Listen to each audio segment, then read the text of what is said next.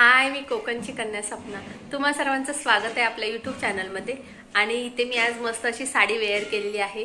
तर आज आहे मार्गशीर्ष महिन्यातला पहिला गुरुवार। तर मी ते पूजेची मांडणी कशी करते, मार्गशीर्ष गुरुवारची पूजा मी कशी मांडते हे मी तुमच्यासोबत आता शेअर करणार आहे। तर चला आपण आता सुरुवात करू। तर इथे सकाळी आता माझी सकाळी आंघोळ वगैरे झाली, त्यानंतर आता देवपूजेची तयारी चालू आहे। पहिल्यांदा देवारा स्वच्छ असा पुसून घेणार, त्यानंतर इथे आपल्या देवांना चांगली आंघोळ घालून घेतलेली आहे। तर आता मी इथे आसनस्थ करून घेणार आहे त्यांना, इथे आसन अंतरते त्यांना आणि त्यानंतर त्यांना इथे आसनस्थ करणार आहे। तर ही घरच्या देवाची जी पूजा आहे ती सर्वप्रथम करून घ्यायची, म्हणजे आता आपल्याला कसं घट ठेवायचे। तर इथे मी पहिल्यांदा आधी जी घरच्या देवांची पूजा करून घेतली। जास्त काही मंदिरामध्ये देव नाही आणून ठेवलेत, कारण की तेवढी आपल्याकडून सेवा पण झाली पाहिजे त्यासाठी। तर इथे आता पूजा माझी झालेली आहे सकाळची। त्यानंतर आता आपण काय करणार आहे, आज आहे मार्गशीर्ष महिन्यातला पहिला गुरुवार। तर घट काय करणार आहे, म्हणजे देवारा माझा वरती असल्या कारणाने मी इकडे घट आता खाली मांडणार आहे। तर इथे मंथनचं स्टडी टेबल आहे, चौरंग पण आहे, पाठ पण आहे, पण स्टडी टेबल होतं मग म्हटलं बसून चांगली पूजा करता येईल। तर त्यासाठी पहिल्यांदा मी इथे चांगलं गोमूत्र मारून घेतलं, त्यानंतर ती जागा स्वच्छ पुसून घेतली आधी, नंतर गोमूत्र मारलं। आणि इथे मी आता रांगोळी काढून घेणार आहे, पाटाच्या खाली रांगोळी काढून घेणार आहे। जसं की आपण चौरंगच्या खाली रांगोळी काढतो तसंच मी इथे रांगोळी काढून घेणार। आणि इथे आता मी मंथनचं जे स्टडी टेबल आहे ते ठेवलेलं आहे, म्हणजे कसं सगळं साहित्य व्यवस्थित वरती राहील आणि सगळे देव व्यवस्थित बसतील आणि चांगली मला पूजा करता येईल त्यासाठी। तर इथे रांगोळी काढून घेते सर्वप्रथम। आणि मार्गशीर्ष महिना आला म्हटलं की खूप पॉझिटिव्ह असं फील होतं, कारण की म्हणजे मार्गशीर्ष महिना हा मार्गशीर्षचे आता 5 गुरुवार येणार, त्यामध्ये कसं सुवासिनींना हळदी कुंकवाचा प्रोग्राम असतो, तर बरंचसं असं काही असते। तर इथे माझी आता रांगोळी काढून झालेली आहे। तर इथे पाटाच्या खाली मी असं स्वस्तिक काढून घेते। कोणत्याही म्हणजे शुभ कार्याची सुरुवात करताना स्वस्तिकनेच होते। तर त्यानंतर रांगोळी अशीच ठेवायची नाही, त्यामुळे कसं हळदी कुंकू पण घालून घ्यायचं। आणि त्यानंतर मी इथे पाटावरती चांगलं लाल रंगाचं वस्त्र अंतरलेलं आहे। आणि ही जी मूर्ती आहे ती मी महालक्ष्मीला जेव्हा कोल्हापूरला गेलेली त्यावेळेला मी अंबाबाईची मूर्ती घेऊन आलेली आहे, ती मी आज देवाऱ्यामध्ये माझ्या आसनस्थ करून घेणार। त्यासाठी मी इथे अभिषेक करणार आहे आधी, आणि काचेचे असल्या कारणाने कसं मी वरतूनच अभिषेक करून घेणार आहे। आणि जर ताटात जर ठेवलं असतं तर काय झालं असतं की ते पूर्ण खालून आतमध्ये पाणी गेलं असतं आणि पूर्ण खराब झालं असतं, त्यासाठी मी पहिल्यांदा इथे अभिषेक करून घेतला। तर आजपासून माझ्या देवाऱ्यामध्ये ही आपल्या अंबाबाईची करवीर निवासिनीची म्हणजे स्थापना करून घेणार आहे मी। तर घट ठेवण्या अगोदर जिथे आपण घट ठेवणार आहे त्या जागेवरती पहिल्यांदा तांदूळ घालून घ्यायचे, असे मुठीने घालून घ्यायचे। त्यानंतर वरती हळदी कुंकू घालायचं, आणि त्यानंतर जे आपण आता कलश घेतलेला आहे पाण्याचं, म्हणजे जो तांब्या घेतलेला आहे बोलायचं, तर तो तांब्या मी आता तिथे ठेवून घेणार। त्यानंतर इथे पहिल्यांदा म्हणजे कुंकू ओलं करून घेणार। त्यानंतर इथे स्वस्तिक काढून घ्यायचं, समोर जिथे आपण आता पूजा करायला बसणार समोरच आपल्या असं स्वस्तिक काढून घ्यायचं। आणि त्यानंतर इथे म्हणजे तुम्ही आता 5 कुंकवाचे हे करून घ्यायचे, रेघोट्या ओढायच्या, त्यानंतर हळदीच्या ओढायच्या आहेत। तर पहिल्यांदा काय करायचं, खालून वरपर्यंत घ्यायचं ओढत, असं करायचं। तर 5 वेळा असं करायचं। त्यानंतर आता ज्या कलशामध्ये तुम्ही हळदी कुंकू टाकून घ्यायचं, हळदी कुंकू टाकायचं, थोडं तांदूळ टाकायचं, 1 फूल टाकायचं। त्यानंतर आता दुर्वा पण घालून घ्यायची आणि ₹1.25। तर इथे हा ₹1.25 माझ्याकडे 25 पैशाचं जे नाणं होतं जे जुनं आहे, तर ते मी इथे घालून घेतलं, ₹1.25 टाकला। 1 सुपारी घ्यायची, त्यानंतर हळदी कुंकू, आणि त्यानंतर दुर्वा घेतलेली, तर दुर्वा पण टाकून घेतली। आणि 5 प्रकारची जी आंब्याची पानं किंवा आंबा, त्यानंतर पेरू, त्यानंतर वडाचं असं पानं ही लावून घ्यायची कलशाभोवती। आणि त्याच्यानंतर आंब्याचा पण टाळा मी आणला होता, म्हणजे आंब्याचा ढाळा बोलतात, तर तो पण आहे 5 प्रकारचा असं। आणि इथे नारळ घेतलेला आहे, आता आपण घट मांडणार आहे, तर पहिल्यांदा नारळाला मी हळदी कुंकू लावून घेतलेलं आहे। आणि काय जणांनी नारळ नुसता ठेवतात, त्याच्या हळदी कुंकू घालतात, तर माझ्याकडे मुखवटा आहे देवीचा, तर तो मी लावून घेणार आहे। आणि खूप वर्षापासूनचा हा मुखवटा आहे, मी जवळजवळ 4-5 वर्ष हा वापरते आहे, तो जशाच तसा आहे। खूप सुंदर असा मुखवटा आहे, म्हणजे जेव्हा कधी असं देवीला आपण आता घट बसवलाय तर कसं असं वाटतं की खरोखर आता देवी आपल्यासमोर आहे, आणि तसंच आहे। आणि ही मी नवीन साडी आहे, ही जी जुनी होती ती मी ठेवून देणार, आता त्याचं विसर्जन करणार। आणि ह्या वर्षी मी देवीला नवीन साडी घेतलेली आहे, तर अशी मरून कलरची सुंदर अशी साडी घातलेली आहे मी आता देवीला. त्यानंतर तिचा पदर मी डोक्यावरती ठेवला आणि आपण वेणी पण आणलेली आहे, तर ही वेणी पण आपण तिला घालून घ्यायची. त्यानंतर हा पदर आहे तो पण घालून घ्यायचा तिच्या डोक्यावरती ठेवायचा. आणि ते फोटो मी काय करायची पहिल्यांदा हा पहिला पुजायची. तर आता करवीर निवासिनीची स्थापना करणार आहे, तर म्हटलं 2-2 देवी नको, त्यासाठी मी हा ठेवून देणार पेपरमध्ये बांधून असा. आणि ही ते आता मी आपल्या गणपती बाप्पांची आता पूजा करून घेणार. तर त्यांची आता स्थापना करणार. त्यानंतर इथे एक आंब्याचं पान घेतलं, त्यानंतर तुम्ही खाऊचं पान पण वापरू शकता. त्यानंतर तांदूळ घेतले आणि इथे गणपती बाप्पांना आता गंध लावून घेते. त्यानंतर आणलेली आहेत 5 फळं, ती पण आपण आता देवीजवळ ठेवणार आहे. 5 फळं लागतात, तुम्हाला माहितीच आहे पूजेला, मार्गशीर्ष महिन्यात किंवा कोणत्याही पूजेला आपल्याला 5 फळं लागतात. तर ती मी अशी फळं घालून घेतली. त्यानंतर इथे आपल्या देवीला मंगळसूत्र घालून, म्हणजे हे माझं मंगळसूत्र आहे, गोल्डचं आहे, त्यामुळे कसं देवीला तुमच्याकडे गोल्ड असेल तर गोल्ड वापरू शकता. त्यानंतर तुम्ही असं पण साधं घालू शकतात. तर इथे मी नथ पण घातलेली आहे देवीला, छोटीशी अशी नथ घातलेली आहे. त्यात देवीचं रूप कसं खुलून आलेलं आहे. देवीला हळदी कुंकू लावलं, त्यानंतर मी मला स्वतः लावून घेतलं. त्यानंतर करवीर निवासिनीला लावलं, ते मी स्वतः लावून घेतलं.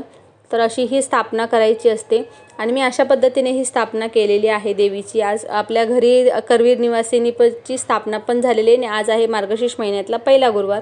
तर इथे मस्त असं डेकोरेशन पण करणार आहे आईच्याच भोवती, आईच्या पायाभोवती. तर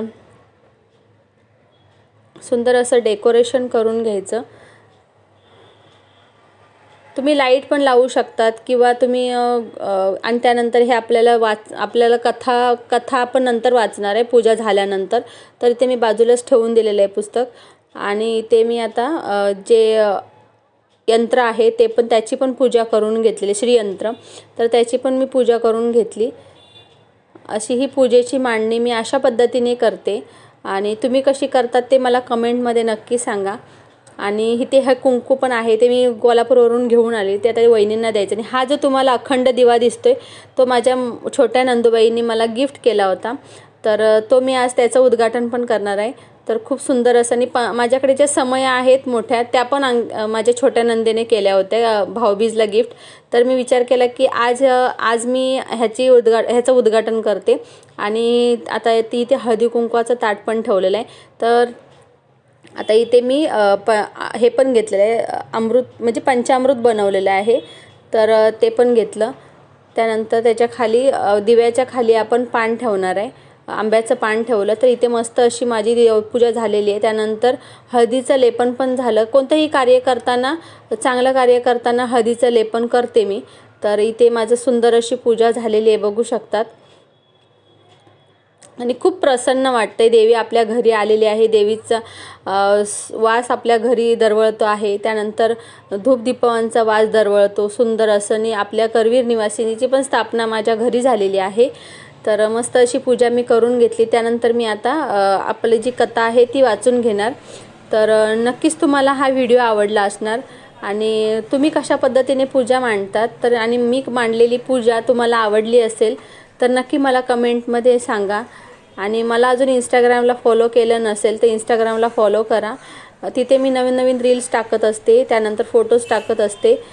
तर अशी माझी पूजा इथे झालेली आहे. तर आता मी इथे कथा वाचायला बसणार आहे. तर सगळी पहिल्यांदा पूजा करून घेतलं आणि त्यानंतर मी आता कथा वाचायला बसते.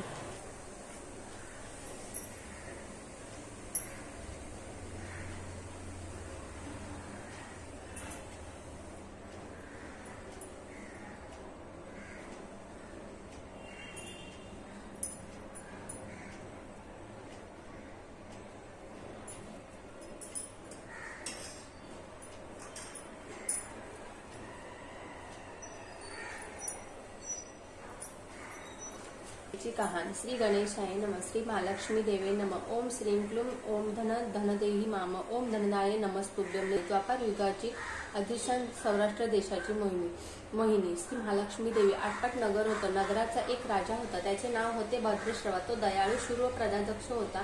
देव ब्राह्मणांना, साधू संतांना सुखवीत होता, आनंद देत होता. राजाच्या राणीचं नाव होतं सुरचंद्रिका. नाव मग चांगलं पण स्वभावाला अहंकार.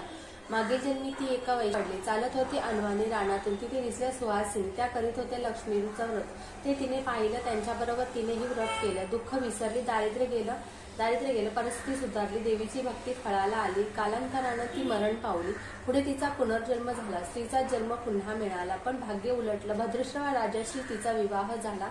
ऐश्वर्याने लोळू लागलं, गर्वानं ती फुगली, गरिबांना विसरली, तोरातोट्यानं फुगली, दासदासींवर रागावली. एकदा काय झालं, देवीच्याही मनात आलं, राणीला आपण पेटावं, मागच्या जन्माची आठवण द्यावी, ओळखते की नाही हे बघावं.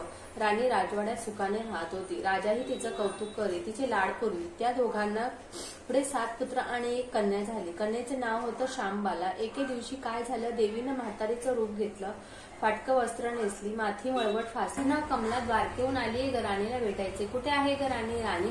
दासी म्हणाली, राणीसाहेब महालात आहे, सगळ्यांशी गप्पा मारतायत. त्यांच्या मुली त्या झाल्या मैत्रिणी. म्हातारी गरीबाला भिकारी, तिला कोण ग विचारते, पण याचं फळ तिला भोगावंच लागेल. तेव्हाच तिचे डोळे उघडतील. जाते मी.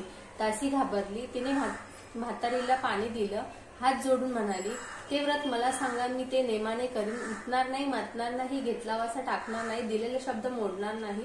त्या दासीला व्रताचा वसा सांगितला. म्हातारी उठली, काठी टेकीत निघाली. तोच माडीवरून राणीची कन्या श्यामबाला धावत आली.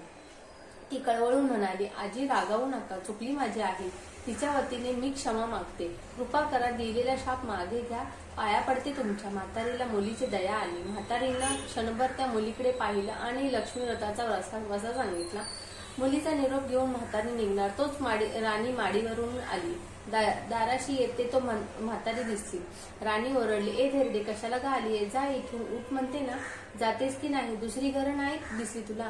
म्हातारीने संतापाने घराघरा डोळे फिरवले, कपाळावर आट्या पसरवल्या. ती तडक घराबाहेर पडली. दासीने लक्ष्मीव्रत केलं, तिची परिस्थिती सुधारली. दासी पण गेलं, संसार सुखाचा झाला. पुढे मार्गशीर्ष महिना आला. पहिल्याच गुरुवारी श्यामबालेने लक्ष्मीव्रतास सुरुवात केली. सगळे नेमधर्म पाळले. 4 गुरुवार तिने लक्ष्मीव्रत केले. शेवटचा तर इथे सकाळची आता माझी पूजा पण झाली, तुम्ही बघितलं. त्यानंतर मी इथे पुस्तक पण म्हणजे जी कथा होती ती वाचून घेतली. लहानपणी आई म्हणजे मी ज्यावेळेला लहान होते ना, त्यावेळेला आई उपवास करायची, मी पुस्तक कथा वाचायची, तर खूप छान वाटायचं. तर आता मी ते फॉलो करत आलेली आहे. तर इथे माझं आता नैवेद्यासाठी मी बनवलेला आहे गोडी डाळ भात, त्यानंतर पापड, चपाती, पनीरची भाजी, खीर, गोड म्हणून खीर बनवलेली आहे आणि लोणचं, घरी बनवलेलं लोणचं.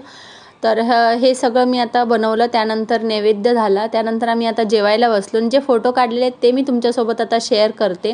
आणि नक्कीच तुम्हाला हा व्हिडिओ आवडला असणार. व्हिडिओ जर आवडला तर नक्की लाईक करा, शेअर करा, सबस्क्राईब करा, बेल आयकॉन क्लिक करा, जेणेकरून जे नवीन व्हिडिओ अपलोड करते त्याची नोटिफिकेशन तुम्हाला येईल आणि ते तुम्ही व्हिडिओ लवकरात लवकर बघू शकाल.